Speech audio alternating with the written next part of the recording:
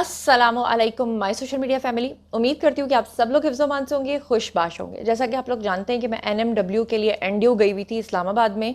National defence university में मेरी workshop थी 5-6 दिन की। तो अल्लाह का शुक्र है कि वहाँ से भी मैं आप लोगों के साथ कनेक्टेड रही और वहाँ से भी मैं व्लॉग्स बनाती रही। और अब फाइनली अल्हम्दुलिल्लाह आई एम एट होम। और आज का जो सियासी तज्ज़ियों और तबसरों के साथ आपकी खिदमत में हाज़िर हूँ, जो व्लॉग है आज का, उसमें बहुत ही अहम कुछ ख़बरें हैं जो आपकी नज़र जनाब करना चाहती हूँ। सबसे पहले तो मैं आप लोगों के सामने क्योंकि जब हम लोग इस्लामाबाद में थे तो वहाँ पर जब जिस दिन धरना था और फिर बाद में वो कैंसिल हुआ था और पहले जो बैरियर्स पड़े हुए थे, उस दिन सड़कों पर मैं भी मौजूद थी। वहाँ पर हमारी गाड़ी काफ़ी देर खड़ी रही और थैंक गॉड के बाद में वो जलसा जो है वो पोस्टपोन हुआ। और फिर उसके बाद आपने देखा कि जो अलीमा आंटी हैं उनके बहुत सारे ऑडियो बयानात जो हैं वो वायरल हो गए, जिसमें वो ये कहते हुए सुनाई दे रही थी, जिसमें उनका ये कहना था कि ये सब कुछ किया धरा जो है ये आज़म सवाती का है और साथ में इस्टेब्लिशमेंट का है। तो इस्टेब्लिशमेंट के ऊपर उन्होंने इल्ज़ाम धर दिया। दूसरी तरफ इस्टेब्लिशमेंट ये कहती है कि जिसका कुत्ता भी मर जाता है, जिसकी बिल्ली भी मर जाती है, वो उसका इल्ज़ाम भी इस्टेब्लिशमेंट के ऊपर लगा देता है। बहरहाल जनाब, हुआ ये कि आपने लीमा आंटी की जो वीडियोज़ हैं, ऑडियोज़ हैं, वो तो देख ली होंगी। उसके बाद लोगों की जो लान तान का रुख है वो आज़म सवाती साहब की तरफ और अली अमीन गंडापुर की तरफ मुड़ गया। अब जो पीटीआई के सपोर्टर्स हैं ना, उनकी नज़र में सिर्फ और सिर्फ खान साहब अहमियत रखते हैं। कोई दूसरा तीसरा जिसको भी आप ज़रा सा शक की उसमें डाल देते हैं ना भट्टी में, तो वो उसको शक की भट्टी में डाल के ऐसा घुमाते हैं कि वो उसको गालम गलोच करने से भी बाज नहीं आते। और ऐसा ही हुआ है आज़म सवाती के साथ, क्योंकि आज़म सवाती ने सुबह 7:15 पे खान साहब से मुलाकात की और जेल के अंदर जो राजो न्याज हुआ और उसके बाद खान साहब ने असल में खान साहब ने ना आज़म सवाती साहब समेत पूरे पीटीआई और उनके फॉलोअर्स को जलीलो ख्वार करवा दिया है। वो इस तरह से कि एक तरफ अलीमा खान जो हैं वो ये चाहती हैं कि एक बड़ा नो में करवाया जाए। उनका कहना यह है कि लोग जो हैं वो चढ़ दौड़ें किसके ऊपर, अडयाला जेल पे, और जाके खान साहब को आज़ाद करवा लें। अलीमा खान जो हैं उन समेत कुछ ऐसे लोग हैं जो चाहते हैं कि जिस तरह का इनकलाब बांग्लादेश में आया है उस तरह का इनकलाब पाकिस्तान में आना चाहिए। आपको याद होगा कि आज से बहुत अरसा पहले मैंने आपको एक जूम मीटिंग का अहवाल बताया था, जिसमें मैंने आपको बताया था कि अलीमा खान और अली अमीन गंडापुर की काफ़ी ज़्यादा बहस हुई थी, जिसमें अली अमीन गंडापुर ने कहा था कि अब की बार अगर 9 में किया तो फिर सरों पे कफन बांध के निकलना पड़ेगा। और आपने देखा होगा कि जिस दिन ये धरने की बात हो रही थी, अली अमीन गंडापुर ने सर के ऊपर व्हाइट कलर का कपड़ा बांधा था, वो अलामती कफन था। अब जनाब अलीमा खान इस बात पे बहुत ही ज़्यादा परेशान हैं, दुखी हैं, गुस्से में हैं, फ्यूरियस हैं कि क्यों इन्होंने जो है वो धरना जो है पोस्टपोन किया, जलसा जो है वो पोस्टपोन किया। अब जो सारा इल्ज़ाम है ना वो उन्होंने लगा दिया आज़म सवाती के ऊपर और अली अमीन गंडापुर के ऊपर।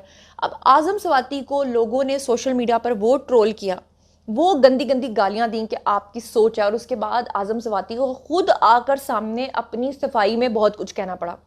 आज़म सवाती ने कहा कि जब मेरी खान साहब से मुलाकात हुई तो मैंने खान साहब से कहा कि देखिए खान साहब, मैंने पूरी ज़िंदगी आपके लिए बहुत सारी कुर्बानियाँ दी हैं। अब की बार ये जो आप मेरे मुंह से धरने या जलसे का पोस्टपोन कराने का ऐलान करवाना चाहते हैं, आप बराए मेहरबानी मुझसे मत करवाएं, आप बैरिस्टर गोहर से करवाएं। क्योंकि उनका शायद ये ख्याल होगा कि बैरिस्टर गोहर इस पार्टी से पहले मुंसलिक नहीं रहे हैं, तो लोगों की गालियों का रुख जो है वो बैरिस्टर गोहर की तरफ हो जाए। लेकिन उन्होंने कहा कि नहीं, खान साहब ने मुझे कहा कि आपने ही करना है। क्या कहा आज़म सवाती ने? Have a look. मुझे पहले खान साहब ने, जब मेरी मुलाकात वहाँ पे हुई 7:15 सुबह, जब मैंने इसरार किया खान साहब मुझसे अल्लाह ताला इज्जत देने वाला है, लेकिन आपके नाम से जो कुर्बानी मैंने इस आज़ादी के लिए दी, मुझसे मोहब्बत करते हैं खान साहब। और अगर ये मैं बात करूँगा, मैंने कहा कि मेरे पास जो है आपके मुकर्रर करदा नॉमिनेटेड जो है चेयरमैन इसको कहें, तो खान साहब ने कहा तुम्हारी कुर्बानियों की वजह से मेरा यूथ सिर्फ तुम पे यकीन करेगा, इसलिए तुमने ये बात करनी है। मैंने हालांकि यहाँ पे कहा कि मुझ पे तो गैग ऑर्डर्स हैं, कोई टीवी नहीं बताया। उसने कहा कुछ भी हो, मेरा पैगाम तुमने देना है। मैं यहाँ से शुरू करता हूँ। जब दूसरा सवाल मैंने उनको किया, मैंने कहा खान साहब कहना क्या है? उन्होंने कहा कि तुमने जो सच है। अब आपने देखा कि आज़म सवाती अपनी सफाइयाँ पेश कर रहे हैं, अली अमीन गंडापुर जो हैं वो अपनी तरफ से बेचारे लोगों को जो है वो बातें बता बता के थक गए हैं। जबकि तीसरी तरफ खान साहब का कहना ये है कि मैंने इसलिए ये जलसा या धरना जो है पोस्टपोन करवाया है ताकि दोबारा से हमारे ऊपर 9 मई का इल्ज़ाम ना लग जाए। जबकि चौथी तरफ आपको पता है कि जो क्राउड इकट्ठा हो रहा था उसमें से बहुत से ऐसे लोग पकड़े गए थे जो अफगानिस्तान से ताल्लुक़ रखते थे, और उसमें से बहुत से ऐसे थे जिनके हाथ में दोबारा से पेट्रोल बम्स थे। और वो आपने अपनी आंखों से देखी देखे होंगे वो वीडियोस हमारे तक वहाँ तक लगातार पहुँच रहे थे और हम सड़कों पे क्योंकि मौजूद थे, हम खुद अपनी आंखों से भी देख रहे थे। तो अब खान साहब को जब पता चला कि बहुत सारे लोग पकड़े जा चुके हैं और ख़ास तौर पर जब से फैज़ साहब पकड़े गए हैं, तो फैज़ साहब के पकड़े जाने के बाद खान साहब को फैज़ का सिलसिला रुक चुका है। अब खान साहब तक फैज़ का सिलसिला नहीं आ रहा क्योंकि मुर्शिद साहिबा भी अंदर हैं।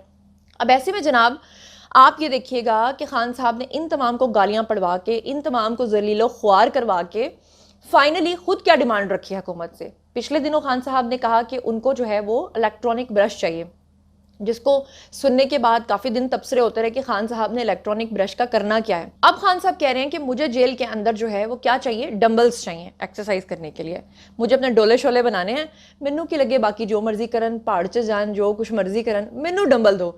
तो ये खान साहब की कुछ चमचियाँ भी हैं, ये सनम जावेद और फलक जावेद की सूरत में। ये भी इन्होंने ट्वीट किया कि खान साहब को जेल में डंबल फ्राहम करने की दरख्वास्त, और बस करें मुर्शिद, बेचारों की जान लेंगे क्या। हाँ बिल्कुल जान लेने वाली बात हुई ना। कभी खान साहब कहते हैं कि देसी खाने दो, मुरगन ग़िज़ाएँ दो, देसी घी में पका हुआ खाना दो, 12-12 लाख उसका बिल बन रहा है, अभी तक आपने उनको लाडला बना के रखा हुआ है। आपने उनको ट्रेडमिल दी हुई है, एक्सरसाइज वाली मशीन दी हुई है, आपने उनको एसी नहीं वो रूम कूलर आपने उनको दिया हुआ है, लाइब्रेरी आपने दी है, बुक्स उनको आपने दी हैं। जेल के अंदर जो जेल सुपरिटेंडेंट पकड़ा गया है और जो आगे से उसके 6 सहूलतकार पकड़े गए हैं, ये तमाम लोग खान साहब को अंदर जेल के अंदर जो है वो बाकी सहूलियात भी दे रहे थे और साथ में खान साहब को ये वाली सहूलियात भी दे रहे थे। अब ये जो पूरा मामला हुआ है और ये जो लोगों का वो शेर आया वाली एक मिसाल आती है ना कि शेर आया, तो जब सच में शेर आया तो सब लोगों ने कहा कोई शेर नहीं आया। खान साहब के साथ भी अब वही हो रहा है। और सबसे ज़्यादा जो जलीलो ख़ार करवा दिया ना खान साहब ने, वो करवा दिया है जनाब महमूद अचकज़ई को। कैसे कि ये शायद खान ने एक ट्वीट भी किया, मुझे बड़ा इंटरेस्टिंग लगा, आपके साथ शेयर करना बड़ा ज़रूरी है। उन्होंने कहा कि यूथियों ने पहले इनको मुज़ाकरात के लिए भेजा, फिर जब वो बात करने पहुँचे तो पीटीआई ने कह दिया कि इसको तो हमने मैंडेट ही नहीं दिया, तो ये हमारे बिहाफ पे जाकर किस तरह से बात कर सकते हैं। तब बेचारे महमूद अचकज़ई जलीलो ख़ार होकर रह गए। फिर अचकज़ई साहब को इन्होंने जलसे के लिए बुला लिया, फिर वो बेचारे तैयारी करके बंदे लेकर वहाँ पर पहुँचे, तो खान साहब ने कह दिया कि जलसा कैंसिल कर दो। अब बंदा पूछे कि महमूद अचकज़ई से पूछना तो दरकिनार, उनको बताना तक भी ये लोग गवारा नहीं करते। और महमूद अचकज़ई को इन्होंने जो है ना वो सर्कस का वो जो होता है ना बीच में जो बाइकर होता है, वो बेचारा अब एक दफ़ा गोल गोल चल रहा है, उसके लिए रुकना बड़ा मुश्किल हो जाता है। अब माना कि महमूद अचकज़ई, उन्होंने लिखा कि एक छोटा लीडर है, लेकिन इमरान खान ने तो इसको बिल्कुल ही टिश्यू पेपर बना के रख दिया। अब शायद पहली बार महमूद अचकज़ई को भी कुछ बेइज्जती महसूस हुई है और नाराज़ भी हुआ है। इस मामले में मौलाना फजलुर रहमान जो हैं वो सही साबित हुए हैं। यूथियों ने उनके सामने इमरान खान की जो भी पेशकश रखी है, मौलाना ने हर बात शर्त रखी है कि इमरान खान से कहो कि लिख कर दे, क्योंकि वो अपनी बात से फिरने में 1 मिनट नहीं लगाता, लिहाजा मौलाना फजलुर रहमान उनके दाम में नहीं आता। जाहिर बात है मौलाना साहब ने घाट घाट का पानी पिया हुआ, वह ही तो नहीं ना हंसते रहते। और फिर वही बात हुई, मौलाना फजलुर रहमान का ये वीडियो आपको स्क्रीन पर नज़र आ रहा होगा और पीटीआई का जो पूरा वफ्द है वो जा पहुंचा। इसके ऊपर ताहिर मुगल ने जनाब एक ट्वीट किया, लिखते हैं कि मौलाना डीजल से अब्बू जी तक का बगैरती का सफ़र, और आगे कहते हैं पीटीआई मौलाना फजलुर रहमान से मुआफ़ी पहुंचने उनका वफ्द पहुंच गया और फिर उनको जाके गले भी लगा लिया। ये वही मौलाना साहब हैं जिनका नाम ही डीजल इन्होंने रखा था, ये वही मौलाना साहब हैं जिनको ये गद्दार और गंदी गंदी गालियाँ देते थे। मौलाना साहब भी इनको सही घुमा रहे हैं और ये भी मौलाना साहब को सही घुमा रहे हैं। अभी मैं इस्लामाबाद में ही थी, और बल्कि मैं सफ़र में थी, मैं वापस आ रही थी, तो जो ये खबर पहुंची कि जनाब वहाँ पर पुलिस के जो अफसरान की शहादतें हुई हैं, कच्चे के डाकुओं ने जो ये हरकत की हैं। और इसके ऊपर अब आपको स्क्रीन के ऊपर ये ग्रिड मैंने दिखा दिया है ताकि मैं शॉर्ट टाइम में आपको ज़्यादा खबर दे सकूँ कि पंजाब पुलिस ने एहलकारों पर हमले का जो मरकज़ी मुलजिम बशीर है उसको हलाक कर दिया है, जो कि एक बहुत खुशाइन बात है। और इस तरह के मुल्क दुश्मनों को, इस तरह के दहशत गर्दों को जड़ से उखाड़ फेंकना चाहिए। और सानहाए ये जो कच्चा माचिका है, इसके बाद जो है वो पंजाब पुलिस की जवाबी कार्रवाई हुई है, जिसके बाद मैंने आपको बताया कि उसको हलाक किया गया है। और इसके अलावा आपको बता दूं कि ये पुराना कच्चा माचिका, ये जगह का नाम है, वहाँ पे पुलिस एहलकारों के हमले का जो मरकज़ी मुलजिम है उसको इन्होंने हलाक किया है। 2 साथी इसके नसीर और गद्दी कोश उर्फ मैना, क्या नाम है, मैना, शदीद वो ज़ख्मी भी हो गए हैं। अल्लाह का लाख लाख शुक्र है कि ये जो ऑपरेशन हुआ है इसमें ये लोग मारे गए हैं। लेकिन बात ये कि कच्चे के डाकुओं का मसला आज से नहीं है। जब ये हमारे जो अभी के वज़ीर दाखिला हैं मोहसिन नकवी, जब ये सीएम थे तो उस वक्त से ये मसला बहुत ज़्यादा संगीन है। उस वक्त क्यों नहीं इतना बड़ा ऑपरेशन किया गया, और आज जो इतनी जानों का नुकसान हुआ है, क्या वो जानें वापस आ सकेंगी, ये मेरा एक सवाल है। इसके अलावा ये स्क्रीन के ऊपर आपको एक वीडियो नज़र आ रहा होगा, जिसमें फौजी ऑपरेशन जो है वो उसके लिए आर्मी की जो बख्तर है वो दाखिल हो चुकी है कच्चे के इलाके में, और फोर्सेस को कामयाबी अल्लाह ताला फरमाए और अल्लाह करे कि वो पूरा इलाका जो है वो क्लियर हो सके। और कहा जाता है कि कच्चे के जो डाकू हैं उनके पास इस तरह का असलहा है कि वो जदीद तरीन है, और ख़ास तौर पे जो अफ़गानिस्तान के अंदर अमेरिका USA अपना असलहा छोड़कर गया है उस तर्ज पे उनके पास असलहा है। तो अब आप सोचें, इसीलिए तो पुलिस उनका मुकाबला नहीं कर पाती। तो खैर आर्मी या इस्टेब्लिशमेंट या इदारे जो हैं, मेरा ख्याल है कि उन्हीं के पास जदीद हथियार हैं, उनको इस चीज़ की तरफ देखना चाहिए। ड्यूटी उनकी नहीं है, हुकूमतों की ड्यूटी है, लेकिन बहरहाल फिर भी चलो अपने मुल्क की खातिर ही सही ये ज़रूर करने की ज़रूरत है। इसके अलावा एक बड़ी अहम खबर आपके साथ शेयर कर लूँ कि आपको मैंने पहले दिन उसी वक्त ब्रेकिंग न्यूज़ दी थी जिस वक्त ओरिया मकबूल जान गिरफ्तार हुए थे, और ओरिया मकबूल जान ने जो मजहबी मुनाफरत फैलाई थी उसके ऊपर PTI वाले आजकल ओरिया मकबूल जान के हक में एक ट्रेंड चला रहे हैं। वो ये कह रहे हैं कि ओरिया मकबूल जान ने तनकीद की थी काजी फायज ईसा साहब के उस फैसले के ऊपर जो कादियानियों से रिलेटेड था, तो फिर अगर काजी फायज ईसा ने उस फैसले को रिवर्स कर दिया है तो फिर इनको क्यों पकड़ा हुआ? इनको इसलिए पकड़ा है कि इन्होंने मजहबी मुनाफरत भी साथ में फैलाई है, इन्होंने खतरनाक किस्म की बातें फैलाई हैं। अगर खुदा ना खास्ता कोई इस तरह का ही शख्स जैसे कि कच्चे के अंदर हुआ है, कोई खुदा ना खास्ता किसी बड़ी शख्सियत के ऊपर हमला कर दे तो ये लोग कल को अपनी जिम्मेदारी लेते हैं? बिल्कुल नहीं लेते हैं। बहरहाल ओरिया मकबूल जान जिंदगी के एक ऐसे मरहले से गुजर रहे हैं जहां वो एक हमारे बुजुर्गों की हैसियत रखते हैं, लेकिन वो इस तरह की बातें करते हैं और गलत ट्वीट्स करते हैं जिसमें बहुत ज़्यादा दुख होता है। ऐसा लगता है जैसे वो किसी से डिक्टेशन ले रहे हैं। बहरहाल आपको ये बता दूं, ओरिया मकबूल जान का 4 दिन का जिस्मानी रिमांड जो है वो मंजूर हुआ है, और जुडिशल मजिस्ट्रेट इमरान आबिद ने फैसला महफूज किया है। FIA प्रोसिक्यूटर ने जो है उनके जिस्मानी रिमांड की इस्तदा की थी, और उसके बाद जो है वो अब आपको पता है कि ज़ेर हिरासत है। इसके अलावा एक और बड़ी अहम खबर जिसके ऊपर मैं आपसे बात नहीं कर सकी, शायद आपने सुना भी होगा। ये एक शख्स है जनाब जो स्क्रीन के ऊपर इस वक्त आपको नजर आ रहा है।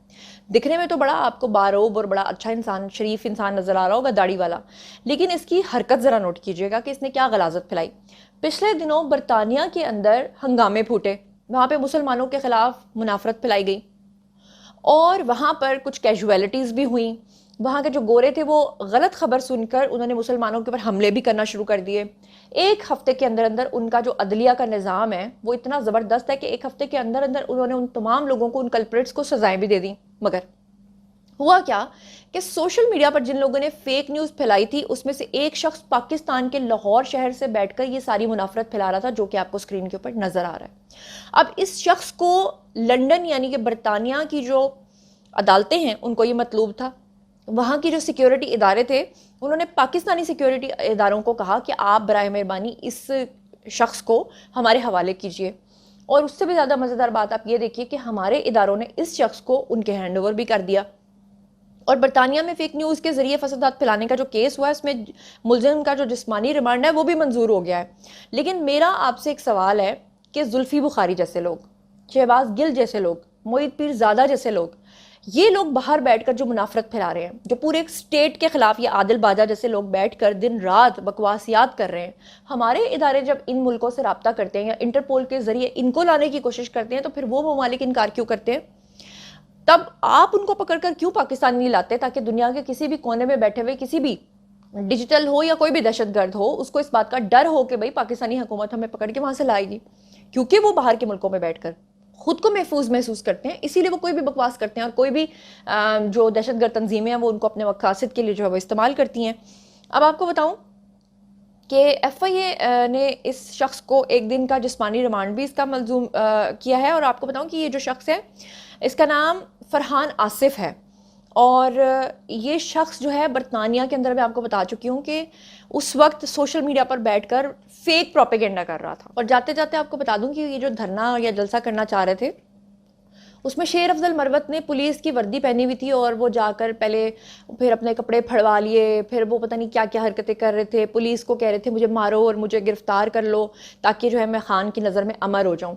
और फिर उनके ऑडियोज़ वीडियोज़ भी आ गए और वो आपने सोशल मीडिया पर देखे होंगे। तो किस तरह के ड्रामेबाज लोग हैं यार, खान साहब का नाम लेकर ये जितने भी व्लॉगर्स आपको नज़र आते हैं, यूट्यूबर्स आपको नज़र आते हैं ना, यकीन कीजिए कि ये वो बिके हुए सहाफ़ी हैं जो ख़ुद को सहाफ़ी कहते हैं। असल में इनको पता है कि खान साहब का नाम लेकर ही हमें व्यूज़ मिलेंगे, तो खान साहब का साथ दे के कितने मिलेंगे। तो दैट्स वाई ये लोग इस तरह की हरकतें करते हैं। इनको भी अंदर से पता है कि असल बात क्या है, असल खबर क्या होती है, झूठ क्या होती है। और जो दूसरे वाले हैं जो सहाफ़ी हज़रात हैं उनका मामला कुछ और है, आपको पता है उनको लिफाफे शिफाफे कहीं से आते हैं। हक और सच की बात करने वाले लोग इस दुनिया में बहुत कम पाए जाते हैं। और सर आपको मैं कह रही हूँ, ये वो शख्सियत है जिनसे मैं वादा करके आई हूँ इस्लामाबाद में कि आपने कहा था कि नेक्स्ट व्लॉग आप देखेंगे, तो आपने व्लॉग देख लिया है। आई होप कि अब मैंने झूठ तो कोई नहीं बोला, सारे फैक्ट्स एंड फिगर्स मैंने आपको साथ साथ दिखाए हैं जी। तो ये था आज का वीडियो। बारी है जी आप लोगों की, आई कमेंट सेक्शन में और शेयर कीजिए कि आप लोग इस बारे में मजीद क्या जानना चाहते हैं। मजीद खबरें, व्लॉग्स, इंटरव्यूज़ और सियासी तज्ज़िये जानने के लिए मेरे साथ कनेक्टेड रहना हरगिज़ मत भूलिएगा। चैनल को सब्सक्राइब कर लीजिएगा। अपना बहुत ख्याल रखिएगा। अल्लाह ने के बाद।